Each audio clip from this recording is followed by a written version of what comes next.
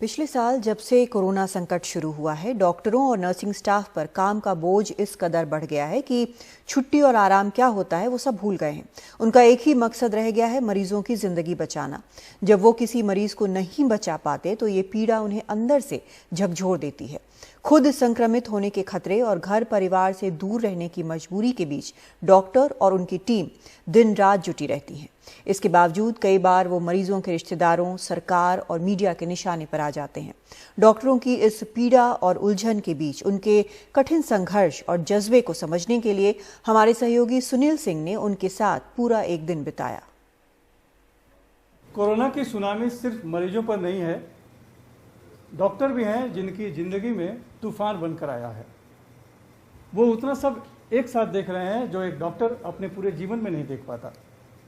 मौत, असहाय, रिश्तेदारों की पीड़ा, खुद के दर्द, लेकिन इन सब के बीच उन्हें हमें बचाना है।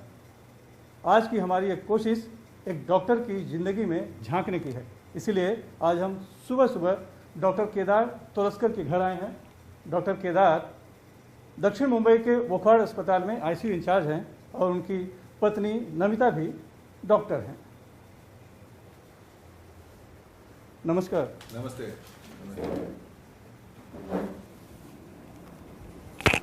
वैसे तो डॉक्टरों का जीवन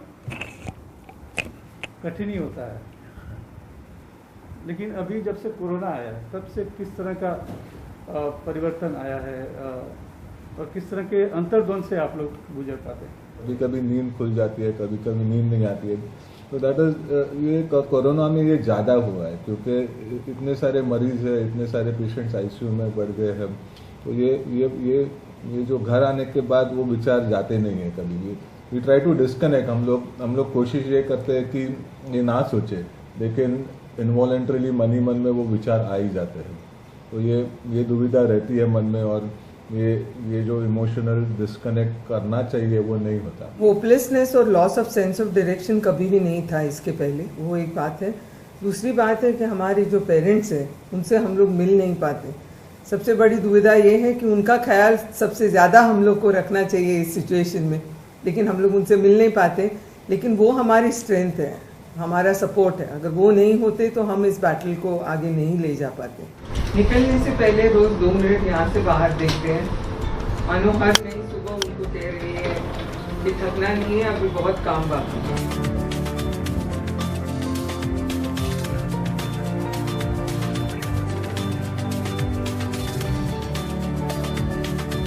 आपका रूटीन टाइमिंग सुबह 8 बजे के समय रेगुलर आप निकलते हैं? 8 बजे के पहले निकलता हूँ मैं। 8 बजे मैं पहुँच जाता हूँ हॉस्पिटल। हॅलो सर, सॉरी आज ते एक फक्त विचार तुम्हाला याईपर्यंत किती वाजता किंवा जो प्रीतीचा हजबंड आहे ना त्याचा फोन आलेला, तो म्हणाला तुम्ही बघितल्याशिवाय तो डिस्चार्ज प्रोसेस नाही करणार आहे। ओके ठीक है। What I do is I come to the non covid first. I speak to मैं प्रीति के हस्बैंड से बात कर लेता हूँ। कोई प्रॉब्लम नहीं है।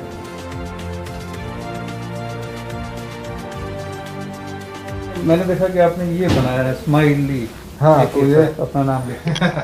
तो ये हम लोग पेशेंट को भी अच्छा लगता है और हमारा भी मूड थोड़ा एलिवेट होता है।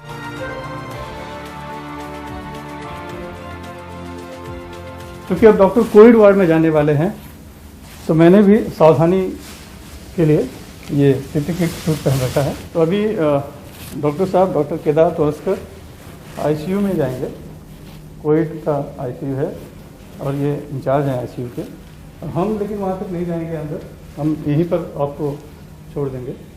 यहाँ से हम कोशिश करेंगे कि जितना हम दिखा पाए, और जब आप निकलेंगे तब आपसे बात करेंगे कि किस तरह का अंदर का अनुभव रहा आपका।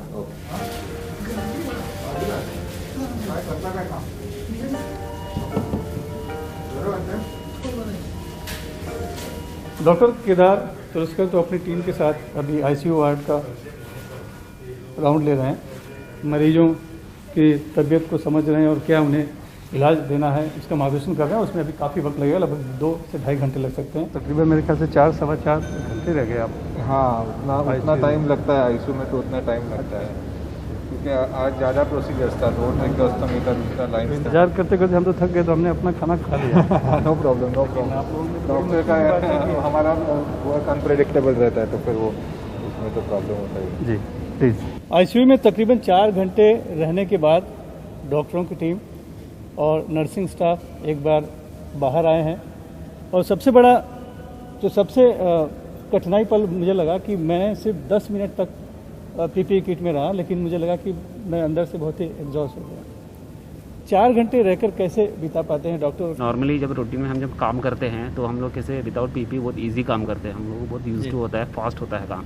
तो पहली बार जब पीपी पहनते हैं तो इससे काम करने की तकलीफ भी बहुत होती है। स्टार्टिंग में जो वर्क रहता है वो एकदम स्लो रहता है, मतलब मुझे तो लगा जैसे कि मैं जंग में जा रहा हूँ। हाँ, एक जंग में जाने का एक एहसास होता है तो पहली और बार। भी तकलीफें हैं, टॉयलेट है, बाथरूम है, कई सब हाँ, चीज़ों में वैसे होता है। हाँ वो भी होता है बीच में। जब नॉर्मली कैसे रहते हैं हम लोग, तो कभी भी हम लोग वॉशरूम यूज़ करते हैं, पानी पी सकते हैं।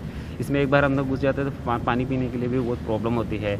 टॉयलेट वॉशरूम्स नहीं यूज़ कर सकते हैं। मरीजों का आप लोग इलाज करते हैं, उनसे इंटरेक्शन करते हैं, तो किसी मरीज को पता चल जाता है कि अब वो नहीं बचेगा, तो ऐसे वक्त में जब आप लोग उनके सामने जाते हैं तो वो किस तरह से देखता है या क्या बोलता है आप लोग को? पहले तो मरीज को घबराहट होती है, वो अस्वस्थ होता है, बेचैन होता है, और कभी कभी कोई मरीज बोलते हैं हमको कि अभी मेरा बचना मुश्किल रहेगा। मतलब उनको एक इंट्यूशन आ जाता है कि अभी मैं नहीं बचूंगा करके, हाथ पकड़ लेते कभी कभी है वो, कभी कभी बोलते हैं कि मुझे कुछ भी करके बचाओ, मेरे बीवी बच्चे हैं, मेरा पूरा परिवार है। तो हम लोग को भी थोड़ा हेल्पलेसनेस लगता है, लेकिन एट द सेम टाइम हम लोग उनको दिलासा दिलाते हैं कि आप अच्छे हो जाएंगे, डरो मत, हम लोग सब साथ हैं।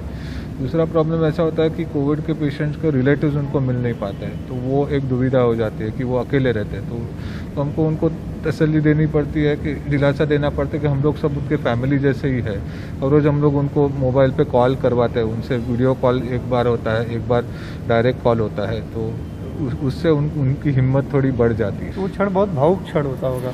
वो काफ़ी भावुक स्तर होता है, मतलब हेल्पलेसनेस लगता है कभी कभी है कि ये पेशेंट बचेगा कि नहीं बचेगा, क्या आगे होगा, वो होता है। एंड इमोशंस रन हाई, मतलब डेफिनेटली ऐसी हालत में मतलब दुविधा होती है कि क्या करना चाहिए करके। वो तो ऐसे क्षण तकरीबन रोज आते होंगे, और इस बार के कोविड में सेकंड जो लहर है दूसरी, कुछ ज़्यादा ही सेकेंड वेव में काफ़ी आ रहे हैं, और काफ़ी यंग पेशेंट भी देख रहे हैं हम लोग। मतलब एक अगर आदमी 80+ है तो वो अपना लाइफ जी लिया है, लेकिन अगर 30 साल का कोई लड़का या 30 साल की कोई लेडी है, वो अगर उसकी जान खतरे में, तो वो मतलब वो बहुत दिल पे आता है। ऐसा वाकया रोज होता होगा अक्सर। तो इससे उभरने के लिए आप लोग क्या करते हैं? क्योंकि ये उलझन और ये जो दर्द है, ये शायद रोज झेलते होंगे आप लोग, रोज देखते होंगे। काफ़ी स्ट्रेसफुल होता है ये सब चीज़ें, बट अभी धीरे धीरे हम लोग मतलब we are trying to keep our mind calm. घर पे जाते हैं, थोड़ा फैमिली टाइम देते हैं, व्हाट्सअप, सोशल मीडिया जिसमें निगेटिव चीज़ें काफ़ी आजकल देखने मिलती है, उसको अवॉइड करने की कोशिश करते हैं। तो पॉजिटिव चीज़ें हैं वो देखने की कोशिश करते हैं, हमारे फैमिली के साथ टाइम स्पेंड करते हैं। ये सब चीज़ें करके हम थोड़ा सा जो स्ट्रेस है वो कम करने की कोशिश करते हैं। लेकिन ऐसा भी पल आता होगा कि जब बहुत मेहनत की आपने और वो मरीज़ ठीक हो गया, तो वो पल जो है वो क्या है? या डेफिनेटली जब मरीज़ ठीक होकर घर जाते हैं, स्पेशली जो वेंटिलेटर से बाहर आके घर जाते हैं, जो उनके फेस पे स्माइल होती है, वो स्माइल ही सब कुछ कह देती है। मतलब जो अंदर से हम लोग को खुशी होती है, मतलब no one can compare that thing with anything else actually. Lunch के बाद एक बार फिर से डॉक्टर केदार पीपी किट पहनकर तैयार हैं। अब वो जा रहे हैं सामान्य कोविड वार्ड में मरीजों का हालचाल जानने। वार्ड में जाने के पहले आप ये सब ये फाइल्स देखते हैं हम। अच्छा, क्योंकि एक बार एंटर होते तो ये फाइल्स नहीं आती, तो ये देखते, चार्ट देखते उनका है वो, इसमें हम लोग को पता चलता है कि क्या उसमें मतलब क्या उनका इन्वेस्टिगेशन है। 5 तारीख को इन्वेस्टिगेशन किया, अभी ये CRP लेवल उनका कम हो रहा है, मतलब अच्छे हो रहे हैं। मयूर हमारे पास ICU में 1 महीने के लिए था, अभी वार्ड में है, अभी अच्छा हो रहा है, और 1-2 दिन में हम लोग उसको छुट्टी देंगे।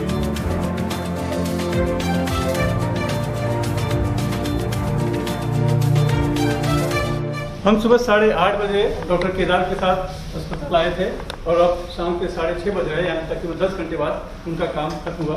अब वो घर की तरफ निकले। याद रखिए, अगर बचने पर आप सिर्फ भगवान का शुक्रिया अदा करते हैं और गड़बड़ होने पर डॉक्टर का गला पकड़ते हैं, तो यह इंसाफ का तकाजा नहीं हो सकता। कोई रातों रात डॉक्टर नहीं बनता, उसकी मेहनत और पेशा आपको बचाने में है। जब आप आगे से अगर किसी डॉक्टर पर गुस्सा करें तो यह जरूर याद रखें कि डॉक्टर केदार जैसे लोग इतनी उलझनों और दर्द में भी आप पर अपना गुस्सा नहीं उतारते। मुंबई से कैमरामैन राजेंद्र यादव के साथ सुनील सिंह, NDTV इंडिया।